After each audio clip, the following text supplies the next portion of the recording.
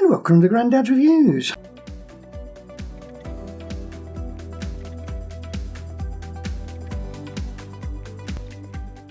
Today I'm going to have a look at the exposure command dials on top of your Fuji camera. Now this is mainly relating to the XT1, the XT2, XT3 and more than likely the XT4. Not had my hands on an XT4 yet, so I can't really comment on that. So I'm going to look at the settings on these dials and the different combinations you can use for each dial, which sometimes can trip you up, especially if the camera's new to you straight out the box and someone's saying, well, I do this, I do that, and it's not working on your camera. So for starts, we're going to have a look at the ISO one, that's this one here, and the different modes and settings you can do with this. Now obviously in its basic mode, if I unlock it, we can turn it to any specific ISO. So if I set it to 400 ISO, like so, that's what it's going to be on the back of the screen, and that's what the camera is going to shoot in, 400 ISO, and we can move it to whatever ISO in that range on that dial. But also you've got A, so if I turn it to A, just there, it's in auto ISO. Now straight out the box, in auto ISO, it's going to use one of three presets, and those are in the menu. So if we go into the menu, come down to the camera, and run down to ISO auto settings, in there you've got three presets, 1, 2 and 3. These presets you can change, so you can go into it, set your minimum or default sensitivity to whatever you want within its range, the max sensitivity, the maximum you want it to go to. So in this specific example, I've got auto 1 set to 160 and max 800. Now your minimum shutter speed, you can have it in auto, which means the camera will look at the focal length of the lens you've got attached. So on, in this case, it's the 18 to 55, and it will try and set a shutter speed that's faster than the focal length. So at 18mm, this one's set at, it'll try and keep the shutter speed above 1/18th of a second, so that'll be 1/25th or something like that. Now if it can't do that within the range of the ISO you've set, so I've got max sensitivity 800 ISO, so if it reaches 800 ISO and it still can't get a slow enough shutter speed, it will go below what you've set. So some people fall for that, they go, well, I've got my auto ISO set with a minimum shutter speed of 1/60th and it's shooting at 1/30th. Yes, if it's reached the limits of the ISO that you've set, it will go outside it. So in these settings here, so we've got 1, 2 and 3.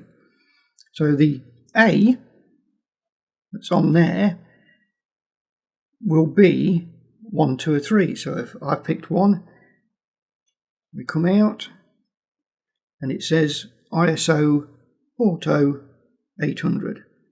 If I go back in, and I send that to 2, it now says auto ISO 6400 and so on. So that A on there in the basic setting will just use what you preset. Now you can put these auto ISOs in the Q menu if you want, and I've got a video on the Q menu. I'll put it up in that corner or that corner wherever it's going to pop out, so you can get to it a bit quicker than diving into menus. But what also you can do with that on A is if you go back into the menus, you go to the spanner, and then you go to button and dial settings, and you come down to ISO dial setting auto. You can change it to command. So we'll come out of there. Now, using the front command dial, that's there, if you press it in, you should have like a half a dome over ISO, and you can now change all the ISOs manually with that front dial. So I'm just turning the dial like so, and I'm flicking through all of the ISOs. And when you get to its highest ISO, which is high 51,200, and then go over the next one, you will start going into your auto ISOs. So there's ISO Auto 1, Auto 2, and Auto 3. So you can quickly get them through that front dial rather than going into the actual menus. So leaving it on A on that, with the ISO auto setting set to command, we can use that front dial to set ISOs and to set the auto ones as well. So that's the ISO dial. What about the shutter? Now again, in its basic setting, we can just set the shutter speed, and it will set that shutter speed on the camera. But we've also got an A for auto, so we can set one of the other parameters, either the ISO or the aperture, and the camera will work out what shutter speed it needs in auto. But we've also got B, which is bulb, which once you press the shutter and hold it, the shutter will stay open until you release the shutter button. You can either use a remote or your finger on the button. You've also got T. Now T stands for time, and what that does, it puts the control of the shutter speed on the rear dial. So now we can control the shutter speed with the rear dial, and we also get, if you notice on there on the XT3 8000 is the highest, you can actually then use the higher speeds if you've got electronic shutter enabled. So we can go to 10,000, 13, 16, 20, 25, 32. So we can get those extra ones up there. Also, on here, if you look on this shutter one, we've got 1 second. With the rear dial, we can keep going down. There's our 1 second. We can keep going. Going and going and going, and we can go all the way down to 15 minutes. So we have more options using the rear dial. Now if you've got a lens like this 18 to 55, it's got an aperture ring and an aperture button, that one there, with the ring, with the actual button set to where it looks like your aperture dials and not the A. You control the aperture with that ring. So turning that ring changes our aperture.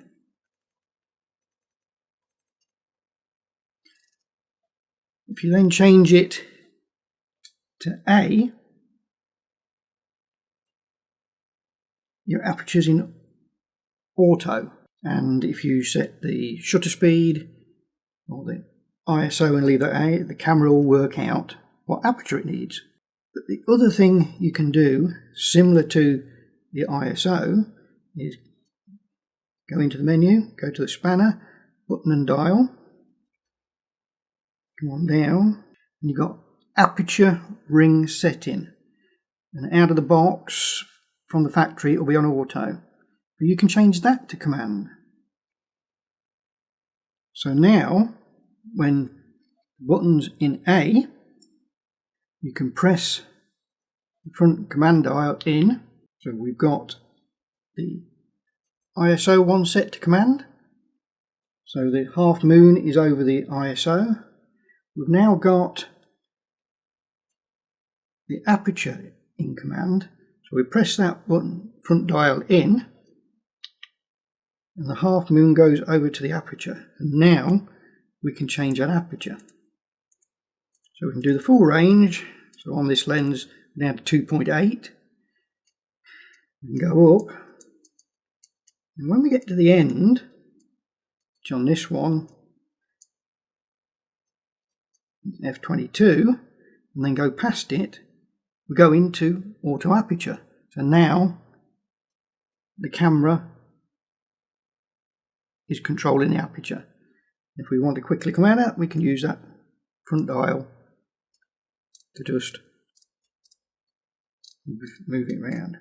So we've got full control now on this front dial of the ISO and the aperture on this front dial. And now we've set, if we set the shutter button to T, we've got control of the shutter through the rear dial. So now we're left with one other dial, and that's exposure compensation dial. So in its basic form, as it is here, we can change an exposure compensation just by changing the numbers. And we can go to +3 or -3. But as you can see, there's a C. And if we put that to C, we have control of it with the front dial again. So we've got it on half moon over the aperture. We press it again, we come over to exposure compensation. Now using that front dial, we can change the compensation. And the good thing about the front dial is we can now go to 5 stops under and over instead of just the 3. What we can't do with the front dial and the exposure compensation is move it to a position where it goes back to auto. We have no auto exposure compensation. We've either got whatever we preset on the dial, or if we have it on C, we can use the front dial. So in this situation, if we have the ISO dial to auto but set to command in the menus, we have the lens aperture set to A and command in the menus. We have the shutter set to T and exposure compensation set to C. We now have full control of the camera through the front dial and the rear dial. Now some people find that easier to use than the dials, especially for fast changing conditions, wildlife or motorsport or something like that, where you've got to change your ISO or your shutter or your aperture very quickly. Then having them here makes a big difference. So that's my quick look at the dials, exposure setting dials on the Fuji X cameras. So it mainly relates to the XT1, XT2, XT3 and probably the XT4. But on, say, the XT1, 2 and 3 and the 4, you can modify how these dials work to suit your shooting style or the situation you're in. I hope that's of help. If you like videos like this, give it a thumbs up. Don't give it a thumbs down. Want to see more videos like this? Hit that subscribe button. Want to be notified? Hit that notification bell. Till next time, see you later.